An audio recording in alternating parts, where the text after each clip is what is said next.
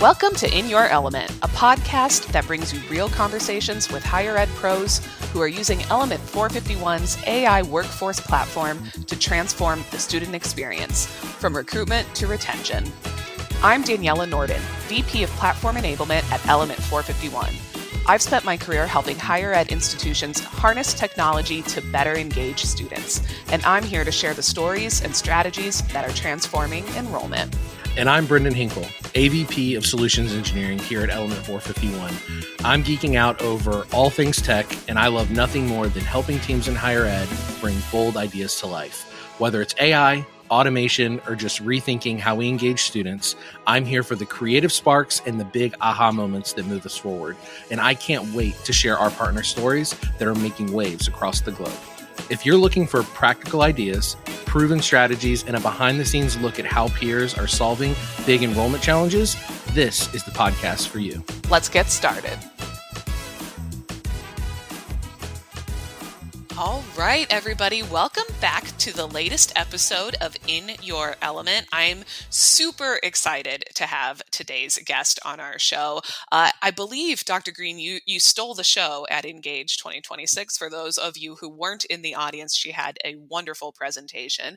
But Dr. Greene is here. She is the VP of Advancement and Enrollment at Chowan That's correct. University. Yes, you got it. You don't often see enrollment and advancement paired together. That's kind of an interesting combination. It is. It's an evolving role. I came in from 15 years of experience in community college with advancement. And here we're such a small school that those are just two areas that are together to move things forward. So yes, not a normal combination, but it is very much tied together. But totally tied together from the beginning to the end. We talk about like a full student life cycle and what it means to be engaged as an alum. So I really like the idea of that pairing. And we're here to kind of celebrate too, because Chowan has. Well, you know what? I'm not going to steal your news, Dr. Greene. I'm going to let you share, but you're meeting record goals this year. Yes. Tell everybody about your increase and what we're celebrating today. This year, with the new transition, our new president, we've got a great new admissions team in and student success team. We actually had a 13% increase in our new students coming in. So enrollment, yes, yay. Yeah. We also had a 4% increase over the last 2 years on retention. So, anybody in higher ed knows that, enrollment's great, but it's always much easier to keep the ones you've got. And we want them to stay and be successful. So some great news all the way around. Our team's really excited and celebrating that. That's huge. Congratulations. Those are the two numbers that we all work towards. We all work towards those enrollment increase, those retention increase. You mentioned a new president. You mentioned you're sort of new to this role. What are some of the drivers you think behind those numbers? The administration came in and kind of did an efficiency check and just making sure that we were doing everything from the basic level up. Oftentimes you might get into an institution or an organization where they try and come up with new ideas and maybe they just aren't doing the basics to begin with, and it's hard to build upon if you don't have the foundation. So that's one of the things we did. What do we have? What don't we have? What do we need to work on in order for the processes to be appropriate and effective for our students? And so we really started from the ground up with in particular, our CRM, our admissions team. We have a brand new admissions team that kind of rolled over. It's just been something foundationally. You don't think of it a lot of times as this new big grandiose thing, but it wasn't for us. It was trying to get back to the basics and what should we be doing in order to build those relationships with our students. I love this because the CRM and the new technology sort of became this catalyst for something I've heard you say before, shifting from silos to synergy. Yes. And I think this project sort of brought those teams together and made you all more centralized. Maybe talk a little bit about how that worked out. A lot of people don't take advantage of that opportunity, Dr. Greene. I'll tell you that much. Yeah. So higher ed, as you indicated, are just known for silos, whether through academics and athletics, and then you have the admissions side, a recruiting team, the retention team, and oftentimes unintentionally it just becomes a disjointed mess that no one's working together. And unfortunately, the students get caught in the middle of that. So for us, when we started looking at the basic things that we needed to take advantage of, it was the CRM. We needed something that wasn't too big for us, that we could use, that was appropriate with our admissions team size, but that was also digestible to the other departments, because we had already been told that they were not very amenable to learning something new or doing anything kind of outside of what their jobs were. So we knew what we had to do was win them over, get some buy-in on how it would help them, and not just why we needed them to use it for our end. So that was one of the things that we tackled from the get-go, was how we do that, how we envelope these other departments into what we're doing as a response to how we can help them, and that if they do that, then they're helping us. So it worked really well. It's easy to teach. So our team learned how to use it, and then our director of admissions, Taylor Furlow, did a great job of kind of training the trainers, and we taught them how to use it the way they needed to use it. We set up the dashboards for athletics, or we set up a dashboard for financial aid. We set up particular dashboards for student success. They all don't need to see the same thing. So we determined if we could remove some clutter of things that they didn't need, that it made them want to use the software better and put their information in. And then we're all making decisions with, we'll say, a larger amount of data rather than just our segmented sections. We talk a lot about the quick wins, and the value that we're bringing, and it's Yes. deeply understanding your campus community and knowing what you can bring when it comes to value. One of the other ways you described sort of embracing this new technology is as a quiet force, Yes. shaping how we connect and how we create to students, how we connect to students and Yes. create. Yes. You're just Yeah. creating students out of thin air. Yeah. Yes. We would love to create them. That's okay. Uh, but maybe talk a little bit, an example of how you've been able to sort of personalize or really connect with those students and make sure you're Yes. engaging with them. Yes. So what we found is that there was a gap in the relationship component. And, I've been in the marketing and higher ed industry for many years, and it's very cyclical. All of a sudden, we switch from paper and letters to emails, emails to text to the next phase. And then the ones who missed out on the paper now want the paper because that's kind of cool and it's vintage, as my daughter says, what's a stamp and how does that get put on an envelope? But what we have to do is adapt, and the CRM let us do that. We can adapt based on the type of student, based on where they're from, what their relationship component is with us or with a potential coach or a person that they had an affinity with because they were an alumnus or a legacy donor. So it just allowed us to kind of create that one-on-one type of relationship that they otherwise don't get.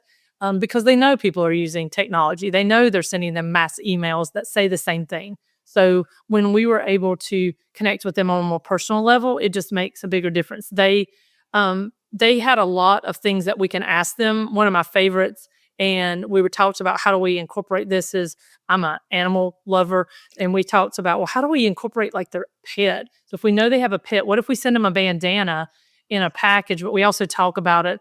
We're so glad that you are coming, and we're sure that, Spot loves that they're going to be a CU Hawk fan. Those are the things that make the difference with the students, because they see that you see them and that they're not just a number or another, another just kind of transcribed code in the system to send them information. So for us, it was very much, although that sounds very simple, why it's that quiet focus, it's, again, just basic for us to build relationships and not be transactional. I love that. That would have sold me over. If you sent a Yeah. bandana for Max, sign me up. I'm coming to that school. Yeah. Do you use some of our AI powered tools too to Yes. write those campaigns, Yes. to engage with those students? How has that shaped your workload, but also Right. being able to reach those students? Sure. So a couple of different things. When we first started, what we really basically started with our team was making sure that they understood how to use the AI tools and that they weren't scared of them. We wanted them to use those tools to create a common voice across our platform. Some have different writing sets than others, our admissions advisors, or whether it's financial aid or coaches. So they're able to just press a button. We set the tone. They can create it. They also, I love the part where it's like, make that more affirmative with them, or make this a more call to action. We really need them to act.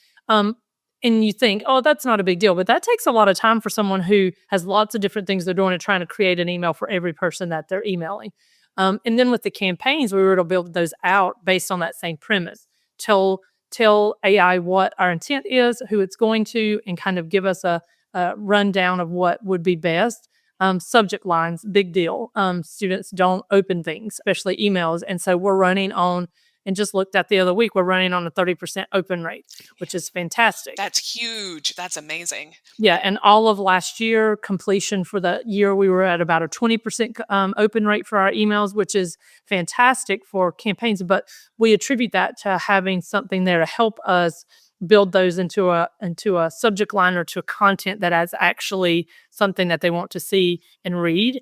And then, of course, we make it personalized. We do things because we're small that other bigger schools can't do. We invite them to special things. We talk about very personal things here. We do videos. We let our president speak to them on things. So those are the areas that I think we can be creative and unique in, and that we can do that because we're small. A lot of other schools aren't going to be able to do that. So we kind of dovetail our flexibility, our smallness with what the AI can do, and it just helps us reach the students in a better way. Was this a cultural shift, do you think, for Chowan? Oh, it was. Oh, Oh, it's like oh this yes, is yeah. So when we came here, there was not a lot of documentation on things, not a lot of data kept in spreadsheets. Very kind of not progressive to where they needed to be. Mhm. So kind of to switch hats from admissions to advancement, just for an example, the advancement team here had not been doing online giving except for 2 years. Ooh, wow. Yeah, so Yeah. that just kind of give you a premise of where the institution was on that capacity. So just, pick that up, move that over to admissions. It was kind of the same thing. It was basic, but almost too basic. Not enough information, not enough data collection to know what they needed to do to make changes or pivoting to make it better for the student or for us to even look at the numbers to be able to decide what should we do differently. This didn't work. Mm. And so that was kind of the two big hurdles that we had, not only to help with enrollment, but we had to decipher data that wasn't 100% foolproof, we'll say, that we had to kind of guesstimate at. And so for us, it was a true culture shift that there were really not a lot of processes in place on how to do the tracking and how to make sure that the data was good data going in. And that way, therefore, we can get good data coming out. Yeah, I love that. Let's switch gears a little bit to talk about this retention because we talked about sort of Yes. the admissions and the enrollment, and we are celebrating your retention efforts too. The additional layer to that increase, to that 4% increase, is that the students, I think I read, have higher GPAs or Yes. they're more Yes. I qualified. Talk proud. a little bit about like you're seeing success across the board here. Yes. Yeah. Couple of different vehicles or intentionalities that impacted that. One, I think, is that they came in the institution with a better understanding of who we were and what we were, and that they were not coming into an institution that they potentially didn't know what we stood for or what we may not have been a good match. So we tried to make that very clear because, yes, we can recruit to everyone, but if they come in, they're not a good match, then we're not going to keep them. So that's one. Two, it was the trifecta of making sure admissions, academics, and athletics all work together, Mm, because it's really easy for an athlete to come in and find themselves here. But then if they become injured or don't end up staying on the team, then a lot of times they leave because that was their identity. Our goal is to make sure that they can identify in another way, whether academically, student life, socially, or as an admission team, we hand the baton with those details so that our other teams, student success team, can kind of keep them in tuned without it just being the athletic component. And to speak to the students who aren't athletes, they have to find themselves here. What do they identify with that makes them want to stay? So we did lots of things to find out who was leaving and why. Are they athletes? Are they first year students, second year? Are they third? Are they transfer portal students because of the athletic portal? Are they not happy with the food? Did they not like the accommodations that they stayed in? Again, collecting data to make sure that we understood the ins and outs so that then we can reciprocate and have a solution for what those are. Of course, some of those things are just given. We're not going to be able to stop them. The other thing aside from that was that we incorporated in last year a new academic model. That academic model took a shift from being a traditional semester where within that traditional semester, they take 2 sessions of classes and only take 2 classes at one time. So students can really focus on their academics. They're not overloaded. They have 2 faculty members or professors that they meet with on a regular basis, 4 days a week. So they get to know them very well. They don't go to classes on Wednesdays, which we give them as a kind of just a relief day, or we call it a CU Wednesday, where they can study, they can go to tutoring, they can do a club thing that they may want to do. They may just want to take a break and take a reset in the middle of the week. We're a faith-based institution, and on Wednesdays we have campus ministry on Wednesday nights. So it just gives us the ability to help the student be a well-rounded student. And all of those things just compiled together to create retention and success from the student's perspective. You can tell that they are happy and energized, and they belong. And when a student feels like they belong, then they're going to retain. There are two things that really stand out here, other than the fact that I think we should move the work week to having Wednesday off. I feel Agreed. like everybody could benefit from. But it's really putting the student first. You know, we talk a lot about at Element, like, oh, you streamline your processes on the back end, but sometimes we lose sight of what that process or that experience looks like for the student.